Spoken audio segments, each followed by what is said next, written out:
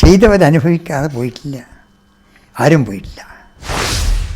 ലീഡറിൻ്റെ ഈ രാഷ്ട്രീയ കരിയർ, ഈ വളരെ നീണ്ട ഇന്നിങ്സിൽ എത്രയോ ആൾക്കാർ ലീഡറുടെ കൂടെ വന്ന് നിന്ന് ലീഡറുടെ അപദാനങ്ങൾ വാഴ്ത്തിയ ശേഷം ഇപ്പോൾ അവരൊക്കെ മറിയാമിൽ നിന്ന് ലീഡറെ ഇങ്ങനെ ഭർസിക്കുമ്പോൾ ലീഡർക്ക് ഒരു വികാരവിക്ഷോഭം ഉണ്ടോ എന്നറിയില്ല. അനുഭവിക്കുമെന്ന് മാത്രം. ചെയ്തവരനുഭവിക്കാതെ പോയിട്ടില്ല, ആരും പോയിട്ടില്ല. പക്ഷെ അവരൊക്കെ രാഷ്ട്രീയത്തിൽ ഇപ്പോഴും തഴച്ച് വളർന്നുകൊണ്ടിരിക്കുകയല്ലേ. എവിടെയാ വളരുന്നത്? വളരുന്ന ഒരാളുടെ പേര് പറയാമോ? അതാണ് ഞാൻ പറഞ്ഞത്. നാളെ ലീഡർ വളർത്തിക്കൊണ്ടുവന്ന ഒരു പറ്റം ആൾക്കാരിൽ ഒരാളാണ് രമേശ് ചെന്നിത്തല. ഇന്ന് അദ്ദേഹം KPCC അധ്യക്ഷനാണ്. വളർത്തിക്കൊണ്ടുവന്ന് ഡൽഹിയിലെത്തിക്കഴിഞ്ഞാൽ വിചാരിച്ചു ഇനി വളരെ എളുപ്പം വേറെ വലുതാണ്. ഓപ്പർച്യൂണിറ്റീസാണ്. Basically it is because of the opportunities, not on principle. If it is on principle I can understand. ഒരു പക്ഷേ ലീഡർ എന്നുള്ള ഒരു വടവൃക്ഷം ഒരു പ്രത്യേക ഘട്ടമെത്തിയപ്പോൾ ഒരു പുത്രസ്നേഹത്തിലും അടിപ്പെട്ടു പോയോ? ഒരിക്കലും ഉണ്ടായില്ല. ഒരു പൊതുപ്രവർത്തകൻ എന്നുള്ള നിലയിൽ പലർക്കും കൊടുത്ത പിന്തുണ വേണ്ടത്രയും മുകളിലേക്ക് കൊടുത്തു എന്ന് എനിക്ക് അഭിപ്രായമില്ല. ഒരു പക്ഷേ എനിക്ക് തോന്നുന്നു MM ഹസനാണെന്ന് തോന്നുന്നു. ഇത് എനിക്ക് തോന്നുന്നു ലീഡർ പ്രകോപിതനാകില്ല, എനിക്കറിയാം. പക്ഷെ എന്നാലും പ്രകോപനത്തിൻ്റെ ഒരു വരമ്പിലേക്ക് വേണേൽ എത്തിക്കാവുന്നൊരു പരാമർശമാണ് MM ഹസനാണെന്ന് തോന്നുന്നു അസംബ്ലി പറഞ്ഞു. അതായത് മഹാഭാരതത്തിൻ്റെ ഒരു വാക്യം പറഞ്ഞു. എനിക്കൊന്ന് വിതുരർ ധൃതരാഷ്ട്രോട് പറഞ്ഞതാണ്. അതായത് മുൻജന്മ ശത്രുക്കളാണ് പിന്നീട് മക്കളായി ജനിക്കുക. അത് ലീഡറെ ഉദ്ദേശിച്ചാണ് പറഞ്ഞത്. അതാവില്ല, ഹസന തന്നെയാണ്.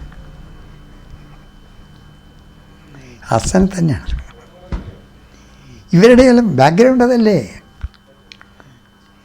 ഇവർക്ക് ആർക്കെങ്കിലും ഒരാൾക്ക് വന്നാൽ അങ്ങയുടെ കാലത്ത്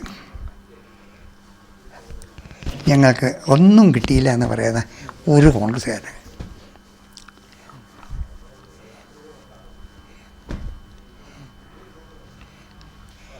ഹസൻ ഉൾപ്പെടെയുള്ള ആളുകൾക്ക് KSU കാലത്ത് ചെയ്ത കാര്യങ്ങൾ CH മുഹമ്മദയെ കൊണ്ട് സഹായിച്ചു കൊടുത്ത സംഭവങ്ങൾ മുതലെടുത്താൽ ഇവർക്കൊക്കെ ഒരു ക്ലീൻ സ്റ്റേറ്റ് അല്ല.